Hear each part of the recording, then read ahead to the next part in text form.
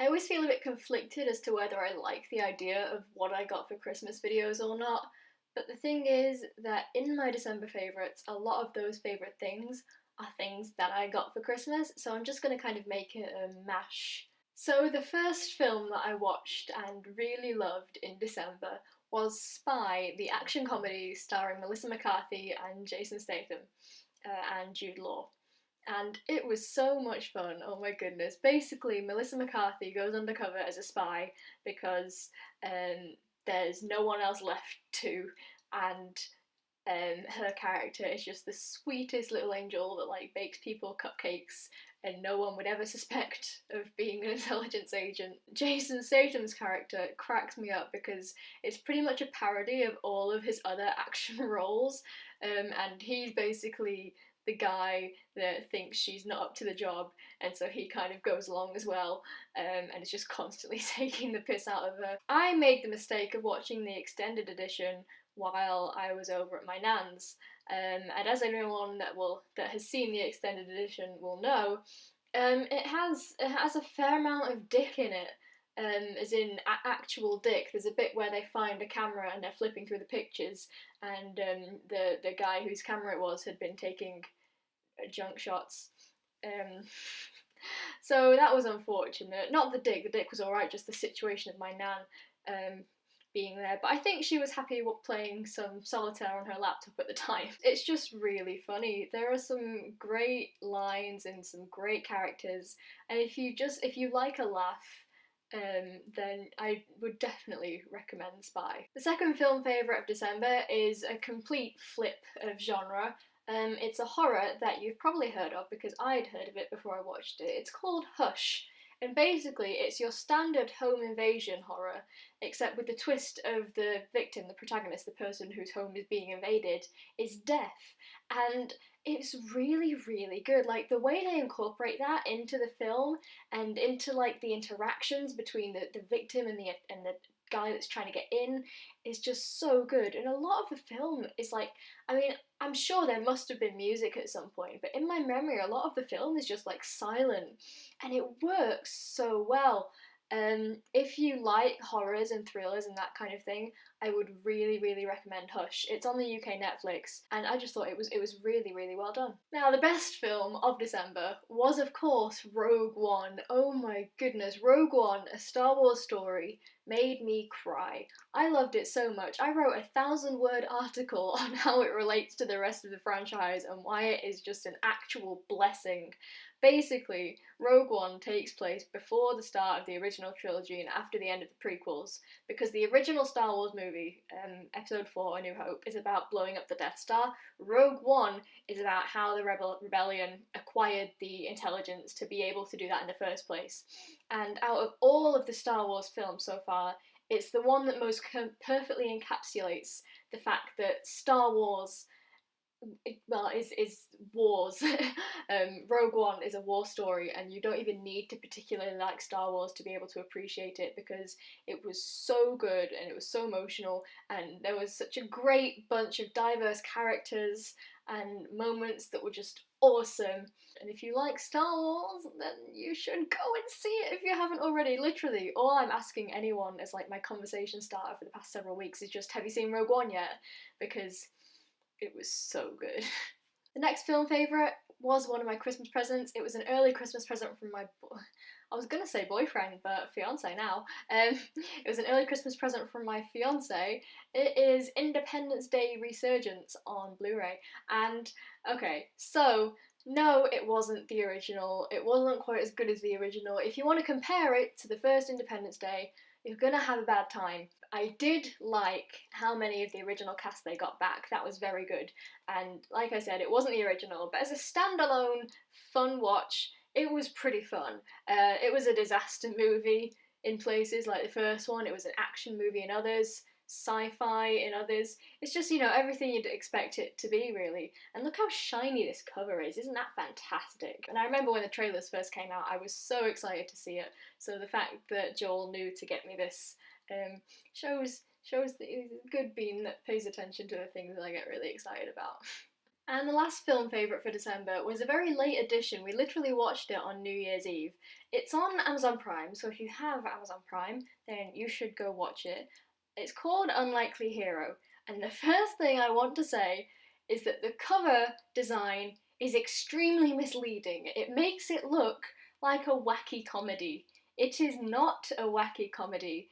It is an it's a sort of emotional drama with comedic moments, and it's one of those films that leaves you contemplative and wanting to hug someone. Contrary to the fantasy madness that the cover indicates, it's not a fantasy, it's very much real and raw and emotional and just about people and sort of life and their struggles and their journeys. I don't want to say anything about it because spoilers, I just really want you to watch it because it was really, really good. You know how a lot of short films have like a particular feel to them? One of the things I said after we finished it was it felt like a short film. Like it really, really did. It has that kind of vibe, apart from the fact that it's 2.5 hours long. But definitely watch it. Watch it with a good friend if you can, because like I said, it makes you want to hug someone. And that's the last film favourite of December, so that means we are moving on to the one TV show that I have to rave about this time. Another thing I'm several years late to the party to, I finally watched all 5 seasons of Merlin in December. And for the first few episodes, I didn't particularly care much for it. I was just sort of like, oh yeah, this is alright. And then some point along the way, I just fell in love. It turns out that the character Merlin is the most precious angel cinnamon bun ever to walk a fictional earth and needs to be protected at all costs. And I miss Merlin so much. And I know it finished several years ago now, and I don't know why I've only just got around to watching it. I wish I had earlier because it was so, so good. I know it has a reputation for being very, very queer-baity. The relationship with Arthur and Merlin, yes, especially to start off with, is very gay. Just their first meeting is so flirtatious, it's ridiculous. However, it does calm down. It's not really baity the entire way through. Um, and it's just very emotional. It's like, if it had gore and sex scenes, it would be really dark. It'd be like Game of Thrones. But because it doesn't, it's just in the right place to be like a fun fantasy adventure that still really gets to you in the heavy places. But yeah, the ending made me cry, and if you haven't watched Merlin already because you're like me and there's just too many TV shows for you to watch and not enough time, then just raise it on your priority list because honestly, Merlin is now one of my top 5 favourite fictional characters of all time. And with that, we move on to books. Now, I, like several millions of people I expect, was devastated by the news about Carrie Fisher in December. She was iconic for several reasons and just fantastic, and among other things, she was a writer. And so the day after the news, I finally went out and bought Wishful Drinking. And I'm so glad I did, because even though I was so upset about her passing, reading this made me smile and actually laugh out loud. I was taking pictures of paragraphs of this to send to my friends that don't even like Star Wars, because it's that good. She speaks so candidly about heavy topics and family drama and the whole thing of mental illness and drug use and therapy and fame, and of course she speaks about Star Wars, so there's that points as well, and it's just so funny. I am so pleased I got this, and I already can't wait to reread it and read her other books when I get a chance. So if you are / were a big fan of Carrie Fisher and you haven't read Wishful Drinking yet, then you should. This is one of her 4 or 5 books. This one is basically the novel version of her one-woman stand-up show. So, I mean, that's all you need to know, really. It's great. And the other book I want to recommend was another surprise Christmas present. I got Volume 1 of the webcomic Griefabelt, chapters 1 to 3, physical copy. Physical copies of digital media are my jam. I love it so much. And basically, I got this because I am friends with the author. I went to high school with them, and recently we got back in touch, and yeah. As I said, Grief About is a webcomic. It has a readership of about 20,000, so you know it's good. It's got enough people that like it that prove it's not just shite. So I'll leave a link to where you can read it online in the description. Basically, it's about queer criminals that are in the black market selling organs, and that's if that doesn't sell it to you, that's all. I don't know what will. So I really like the art style. That is Lars, the main suave, sneaky criminal, and like just there's comic, and then at the end, which I really love, there's just like this page of sketches, which as an artist myself is extremely inspiring, and I am so proud of my friend for just producing this actual story with actual characters that actual people read, and I love having a physical copy, and I'm not up to date with it yet, but what I've read so far, I am really enjoying. So, Grief About, go check it out. On to music now. So we all know that over the past year or so, I got into Panic at the Disco. However, more recently, got into the specific member, if you can call anyone that's not Brendan a member, the super cool bassist Dallin Weeks and the music that he makes. And I really loved his most recent Christmas single called Please Don't Jump, It's Christmas, that's both festive and about suicide. So, you know, it's that sweet spot. Yeah, I know Christmas is over now, but you should still go and listen to it because it's important and precious.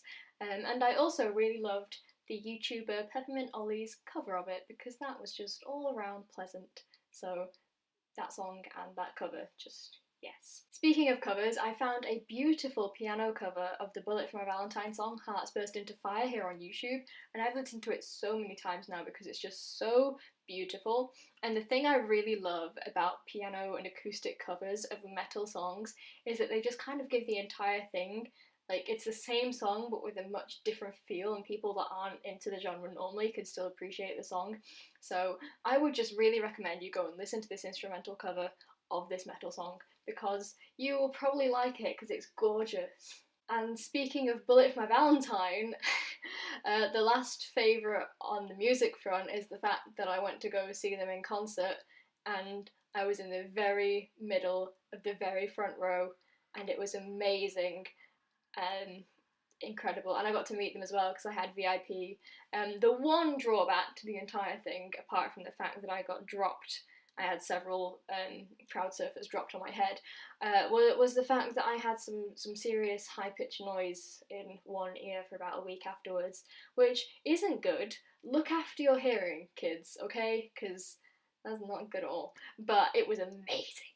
And what do you know, that provides the perfect segue into the clothes section of my favourites video, which starts off with this hat, which is a Bullet for My Valentine hat. It's beautiful, I love it, I've been wearing it in like my last 5 videos if you haven't noticed, and it was part of the VIP package I got at the concert, so fantastic. There is also this shirt, if we hadn't established that I'm a fan by now. This was another Christmas present from my fiancé, Joel. I love it so much, look at it, it's beautiful. Yes. Another t-shirt that I got as a Christmas present that is fantastic is this one that I got from Joel's sister, and I mean, if that isn't the most apt, appropriate present I had ever gotten, then, I mean, it is, really. From Joel's parents, I got the coolest pair of pyjamas, which is awesome because I've not had new pyjamas since I was like 12. And these are the pants. They have little animals all over them and they have deep pockets, which is fantastic. And then this is the shirt which goes with it, and it's just so cute. It says bear hugs and it's got bears on it, and they're just so soft and so comfy and they have changed my life. And the last clothes favourite was just a present that I got for myself, a perfect charity shop find. These shoes, wedges, lace-ups, and fun buckly things.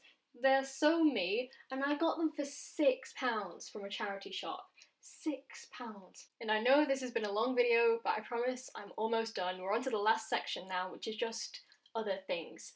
Starting off with another awesome present from Joel's sister, this supernatural cushion.